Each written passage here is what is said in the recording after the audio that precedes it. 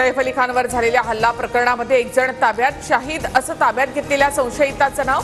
संशयिताची मुंबई पोलिसांकडून चौकशी सुरू. सैफ अली खानच्या प्रकृतीमध्ये सुधारणा. सैफला आयसीयू मधून काढून विशेष कक्षामध्ये ठेवलं. लीलावतीच्या डॉक्टरांची माहिती. सैफ अली खानच्या इमारतीमधील नवा व्हिडिओ समोर. आरोपी इमारतीमध्ये जातानाची दृश्य सीसीटीव्हीमध्ये कैद. शस्त्रक्रियेनंतर सैफच्या शरीरातील चाकूचा तुकडा काढला. चाकू आणखी खोल गेला असता तर गंभीर दुखापत झाली असती. लीलावतीच्या डॉक्टरांची माहिती. सैफवर हल्ला करणाऱ्या आरोपीकडून शाहरुखच्या घराची देखील रेकी. 14 जानेवारीला पोलिसांकडून मन्नत बंगल्यावर जाऊन तपास. सूत्रांची माहिती.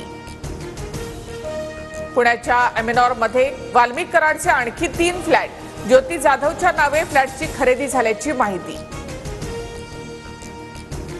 उज्ज्वल निकम यांनी मुख्यमंत्री फडणवीसांची भेट घेतली. उज्ज्वल निकम आणि मुख्यमंत्री फडणवीसांमध्ये बंद दाराआड 10 मिनिटं चर्चा. धनंजय मुंडेंच्या कार्यकाळामध्ये कृषी साहित्य खरेदी धोरण का बदललं? 2016ला सुरू झालेल्या डीबीटी योजनेमध्ये बदल का? हायकोर्टाने राज्य सरकारकडे स्पष्टीकरण मागितलं.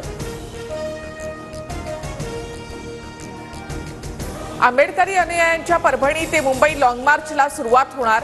सोमनाथ सूर्यवंशी आणि विजय वाकोडे यांच्या कुटुंबाला न्याय देण्याची मागणी.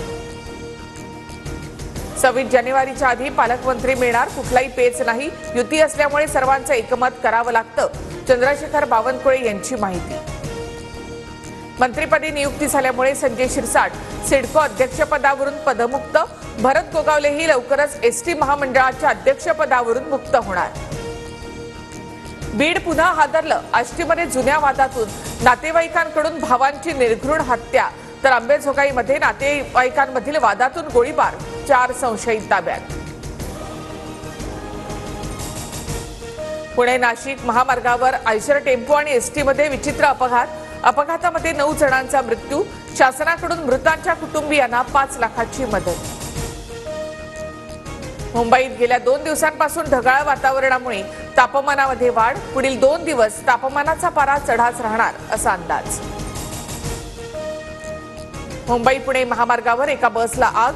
आगीमध्ये बस जळून खाक. पुण्याच्या दिशेने जाणाऱ्या मार्गावर वाहतूक कोंडी. पाकिस्तानचे माजी पंतप्रधान इम्रान खान यांना 14 वर्षाच्या तुरुंगवासाची शिक्षा. अल कादिर ट्रस्ट प्रकरणामध्ये इम्रान खान यांच्यावर कारवाई.